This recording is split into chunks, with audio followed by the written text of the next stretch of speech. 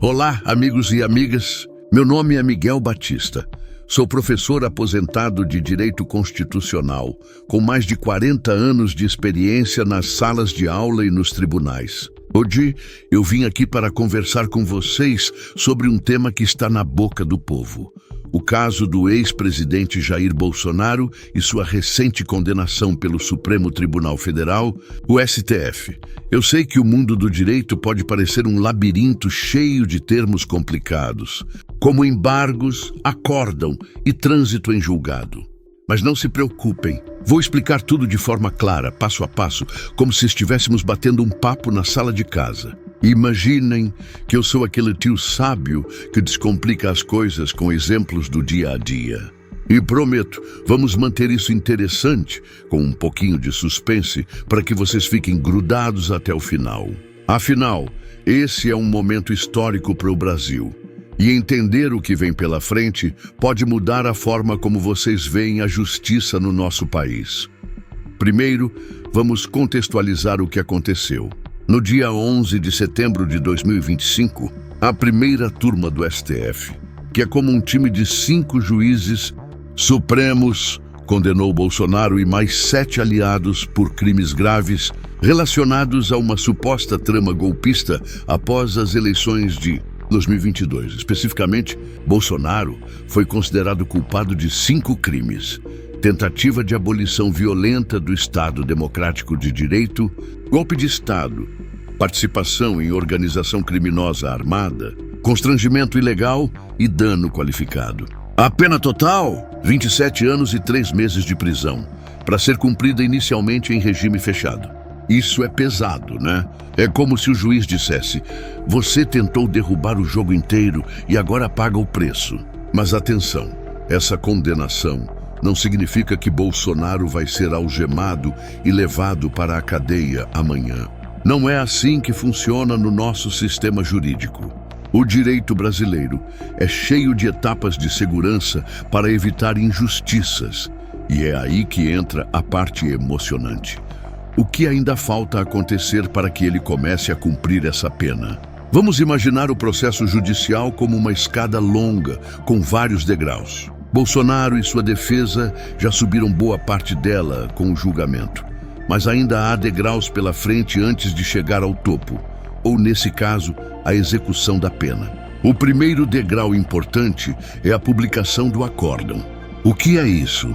Acórdão é o nome chique para o documento oficial, que resume toda a decisão do tribunal, os votos dos juízes, as razões da condenação e as penas. Sem esse papel assinado e publicado, nada avança. Pelo regimento do STF, eles têm até 60 dias para publicar isso, mas na prática, pode ser mais rápido. Fontes indicam que pode sair em outubro de 2025. É como esperar o boletim final da escola. Até ele sair, as notas não são definitivas.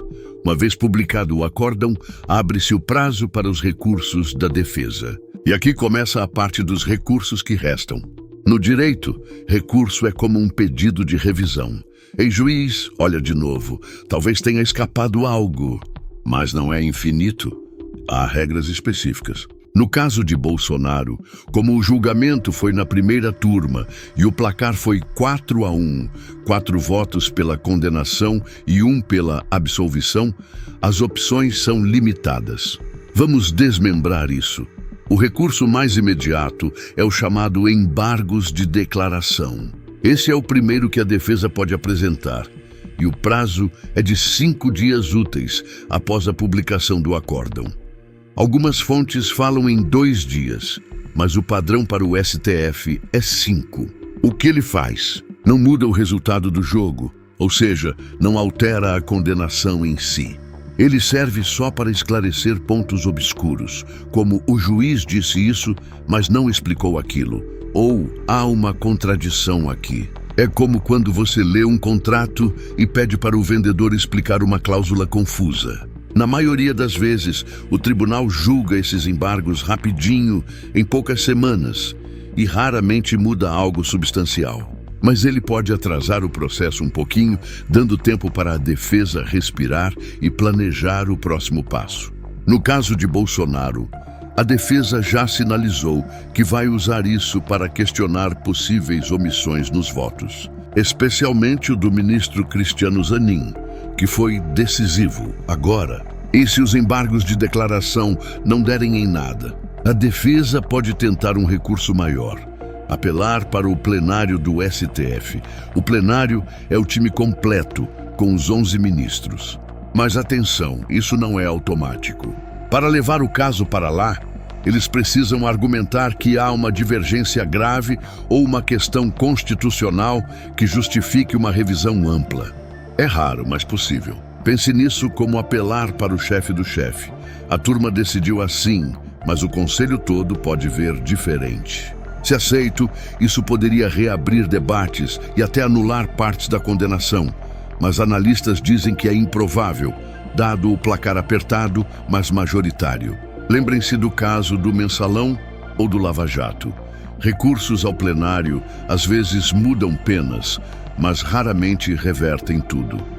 Outro recurso que foi mencionado em alguns debates é o embargo infringente. Esse é mais específico e só cabe quando há votos divergentes favoráveis ao réu, tipo, pelo menos 2 ministros votando pela absolvição em crimes graves. No caso de Bolsonaro, só o ministro André Mendonça votou pela absolvição total, então não cabe esse embargo.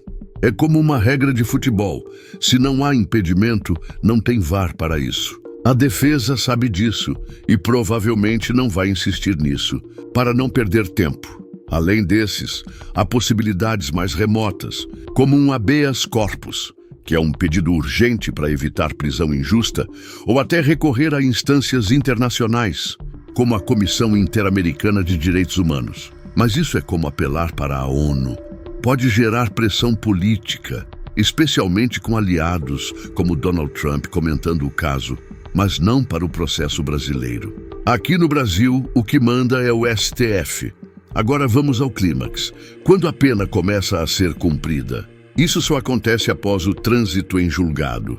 O que é isso? É o momento em que não há mais recursos possíveis. A decisão vira lei imutável. No Brasil, nossa Constituição garante que ninguém é considerado culpado até isso.